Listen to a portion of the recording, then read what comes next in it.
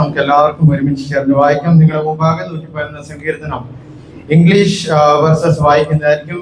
Brother Shambhu ഇംഗ്ലീഷിൽ വചനങ്ങൾ വായിക്കുന്നതായിരിക്കും. നിങ്ങളുടെ കയ്യിലുള്ള ബൈബിളിൽ നിങ്ങൾക്ക് അറിയാവുന്ന ഭാഷയിൽ നിങ്ങളും ഞങ്ങളോട് ഒത്തുചേർന്ന് വായിച്ച് നമുക്ക് ദൈവത്തെ മഹത്വപ്പെടുത്താം.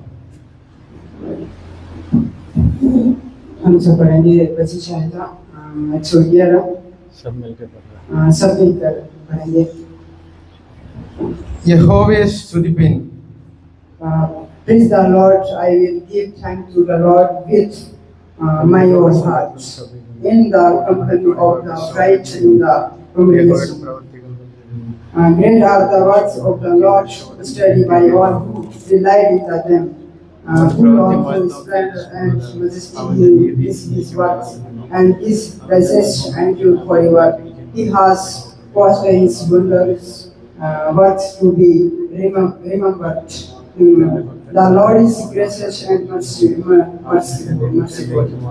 He provides for those who fear and remember His covenant forever.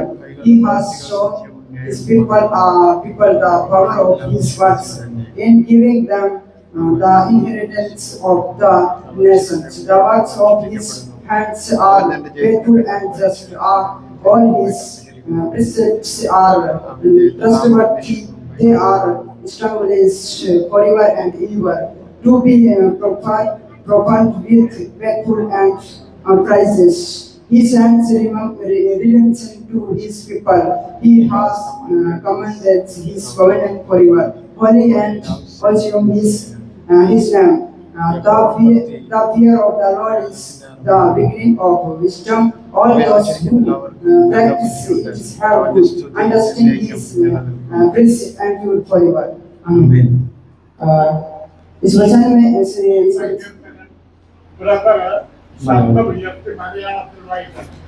നമുക്ക് ഈ സങ്കീർത്തനം മലയാളത്തിലും കൂടെ നമുക്ക് വായിച്ച് നമുക്ക് ദൈവത്തെ മഹത്വപ്പെടുത്താം. 1-ാം വചനം, യഹോവയെ സ്തുതിപ്പിൻ. ഞാൻ നേരിലോടെ സംഘത്തിലും സഭയിലും പൂർണ്ണ ഹൃദയത്തോടെ യഹോവയ്ക്ക് സ്തോത്രം ചെയ്യും. യഹോവയുടെ പ്രവർത്തികൾ വലിയവയും അവയിൽ ഇഷ്ടമുള്ളവരൊക്കെയും ശോധന ചെയ്യേണ്ടിയുമാകുന്നു. അവന്റെ പ്രവൃത്തി മഹത്വവും തേജസ്സും ഉള്ളത്. അവന്റെ നീതി എന്നേക്കും നിലനിൽക്കുന്നു. അവൻ തന്റെ അത്ഭുതങ്ങൾക്ക് ഒരു ജ്ഞാപകം ഉണ്ടാക്കിയിരിക്കുന്നു. യഹോവ കൃപയും കരുണയും ഉള്ളവൻ തന്നെ. തന്റെ ഭക്തന്മാർക്ക് അവൻ ആഹാരം കൊടുക്കുന്നു. അവൻ തന്റെ നിയമത്തെ എന്നേക്കും ഓർക്കുന്നു. ജാതികളുടെ അവകാശം അവൻ സ്വജനത്തിന് കൊടുത്തതിൽ തന്റെ പ്രവർത്തികളുടെ ശക്തി അവർക്ക് പ്രസിദ്ധമാക്കിയിരിക്കുന്നു. അവന്റെ കൈകളുടെ പ്രവർത്തികൾ സത്യവും ന്യായവുമാകുന്നു. അവന്റെ പ്രമാണങ്ങൾ എല്ലാം വിശ്വാസ്യം തന്നെ. അവ എന്നേക്കും സ്ഥിരമായിരിക്കുന്നു. അവ വിശ്വസ്തയോടും നേരോടും കൂടെ അനുഷ്ഠിക്കപ്പെടുന്നു. അവൻ തന്റെ ജനത്തിന് വീണ്ടെടുപ്പ് അയച്ച് തന്റെ നിയമത്തെ എന്നേക്കുമായി കൽപ്പിച്ചിരിക്കുന്നു. അവന്റെ നാമം വിശുദ്ധവും ഭയങ്കരവുമാകുന്നു. യഹോവ ഭക്തി ജ്ഞാനത്തിന്റെ ആരംഭമാകുന്നു. അവയെ ആചരിക്കുന്ന എല്ലാവർക്കും നല്ല ബുദ്ധിയുണ്ട്. അവന്റെ സ്തുതി എന്നേക്കും നിലനിൽക്കുന്നു. ആമേൻ. So इस वचन संहिता में एक भलाई के लिए परमेश्वर को धन्यवाद दे रहा है. यहाँ पर एक सारांश हम बताने के लिए जाएंगे. तो यहाँ पर वचन संहिता एक परमेश्वर को धन्यवाद दे रहा है. पहला वचन में दो सभा के बारे में बताया गया है. एक धर्मियों की सभा में और मंडी के बीच में बोल रहा है कि मैं परमेश्वर को धन्यवाद करूंगा, उसकी स्तुति करूंगा. ഈ സങ്കീർത്തനത്തിന്റെ സാരാംശം നമ്മൾ നോക്കുകയാണെങ്കിൽ സങ്കീർത്തനക്കാരൻ നമ്മോട് വിളിച്ചു പറയുന്നത് ദൈവം നമുക്ക് ചെയ്ത എല്ലാ ഉപകാരങ്ങളെയും ഓർത്ത് അവന് നന്ദി കരയറ്റുക. അതോടുകൂടി സങ്കീർത്തനക്കാരൻ ഒന്നുകൂടെ പറയുന്നു, നേരിലുള്ളവരുടെ സംഘത്തിലും സഭയിലും പൂർണ്ണ ഹൃദയത്തോടെ യഹോവയ്ക്ക് സ്തോത്രം ചെയ്യുക എന്ന്. तो यहाँ पर पहला वचन में वो ऐसा व्यक्ति है जो परमेश्वर का भाई मानने वाला और परमेश्वर के साथ चलने वाला, एक परमेश्वर का महान कार्य को यहाँ पर कार्यों को याद करते हुए परमेश्वर की महिमा के साथ वो धन्यवाद दे रहा है. ദൈവത്തിന്റെ പ്രവൃത്തികളുടെ ശക്തി അറിഞ്ഞതായിരിക്കുന്ന താൻ വീണ്ടും നമ്മോട് പറയുകയാണ്, അവന്റെ പ്രവൃത്തി മഹത്വവും തേജസ്സുമുള്ളത്.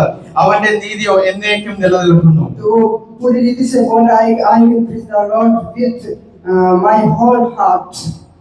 यहाँ पर एक देखें तो वहाँ पूरे हृदय से यानी कि मन से बोल रहा है. पूरे रीति से मैं उस और मंडी के बीच में और सभा के बीच में भी मैं परमेश्वर को धन्यवाद करूंगा, ऐसा बोल रहा है. യഹോവയുടെ പ്രവൃത്തികളുടെ ശക്തിയും അവന്റെ യഹോവയുടെ നന്മകളും അനുഭവിച്ച് താൻ ഒന്നുകൂടെ പറയുന്നു, നമ്മൾ അവനെ സ്തുതി ചെയ്യുമ്പോൾ സംഘത്തിലും സഭയിലും പൂർണ്ണ ഹൃദയത്തോടെ അവനെ സ്തുതി ചെയ്യേണ്ടവരാകുന്നു. और दूसरे वचन में भी बोलता है कि जो उनसे प्रसन्न होते हैं वो परमेश्वर के बाइबल और परमेश्वर के वचन को स्टडी करते हैं, पढ़ाई करते हैं परमेश्वर. അവന്റെ നന്മകളെ രുചിച്ചറിഞ്ഞ ഒരു വ്യക്തി ചെയ്യുന്ന ഒരു മറ്റൊരു കാര്യം കൂടി ഇവിടെ നമ്മുടെ സങ്കീർത്തനക്കാരൻ ഓർപ്പിക്കുന്നു. അവൻ പിതാവൻ ദൈവത്തിന്റെ വചനങ്ങൾ, ഈ വചനങ്ങളെ ധ്യാനിച്ചുകൊണ്ട് ജീവിക്കുന്ന ഒരു വ്യക്തിയായിരിക്കും. तो यहाँ पर परमेश्वर के महान बड़े-बड़े कार्य के बारे में याद करते हुए परमेश्वर को याद करते हुए और परमेश्वर को धन्यवाद दे रहा है कि मैं पूरे मन से पूरे दिल से उसको धन्यवाद करूंगा क्योंकि वो महान और पराक्रमी परमेश्वर है.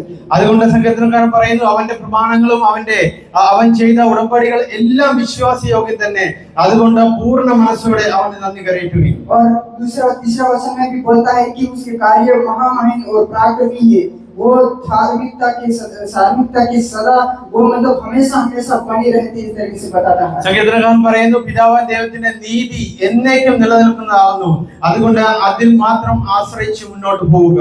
और चौथा वचन में भी बोलता है कि उसकी अनुग्रह और उसकी करुणा हमेशा के लिए हमेशा रहे, ऐसा करके उस परमेश्वर को धन्यवाद दे रहा है. നാലാം വചനത്തിൽ ഒന്നുകൂടെ ഓർപ്പിക്കുന്നു, നമ്മൾ പിതാവായ ദൈവത്തിൽ വിശ്വസിക്കുന്ന, സത്യദൈവത്തിൽ വിശ്വസിക്കുന്ന ഏവർക്കും വേണ്ടി അവനൊരു ജ്ഞാപകം ഉണ്ടാക്കിയിരിക്കുന്നു.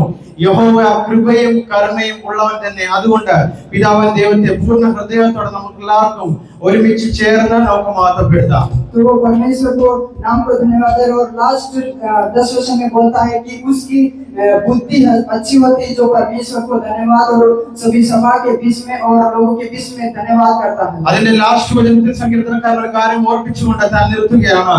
യഹോവ ഭക്തി ജ്ഞാനത്തിന്റെ ആരംഭമാകുന്നു. അവയെ ആചരിക്കുന്ന എല്ലാവർക്കും നല്ല ബുദ്ധിയുണ്ട്. അവന്റെ സ്തുതി എന്നേക്കും നിലനിൽക്കുന്നു.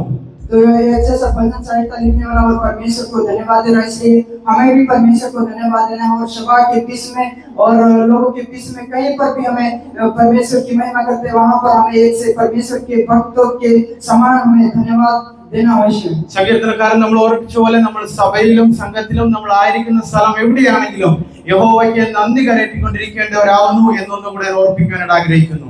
तब जाके हमारी भी बुद्धि अच्छी होगी. അങ്ങനെ ചെയ്യുന്നവരാണെങ്കിൽ നമ്മുടെ വിചാരങ്ങൾ, നമ്മുടെ ബുദ്ധി എല്ലാം ദൈവികമായി തീരുവാനിടയാകും. और परमेश्वर आप सबको आशीष करे यीशु मसीह के नाम. ദൈവം നിങ്ങൾ എല്ലാവരെയും ഈ വചനത്താൽ അനുഗ്രഹിക്കുമാറാകട്ടെ. ആമേൻ. നമുക്ക് നിൽപ്പിൽ തന്നെ നമുക്ക് ഒരു പാട്ട് പാടി നമുക്ക് ദൈവത്തെ ആരാധിക്കാം. അതിനുശേഷം നമ്മൾ കുറച്ച് പ്രാർത്ഥനാ വിഷയങ്ങൾക്ക് വേണ്ടി പ്രാർത്ഥിച്ചുകൊണ്ട് നമ്മുടെ ഇന്നത്തെ വചന ഘോഷണത്തിലേക്ക് നമ്മൾ കടക്കേണ്ടതായിരിക്കും. പ്രാർത്ഥനയുടെ വിഷയങ്ങൾ ഞാൻ പാട്ടിന് മുമ്പായിട്ട് ഞാൻ ഓർപ്പിക്കുകയാണ്. നമ്മുടെ 50ാം കൺവെൻഷനെ ഓർത്ത് പ്രാർത്ഥിക്കുക. പ്രത്യാശ ദീപത്തോടനുബന്ധിച്ച് നടക്കുന്ന എല്ലാ ദൈവവേലയുടെ കാര്യങ്ങളെ ഓർത്ത് പ്രാർത്ഥിക്കുക.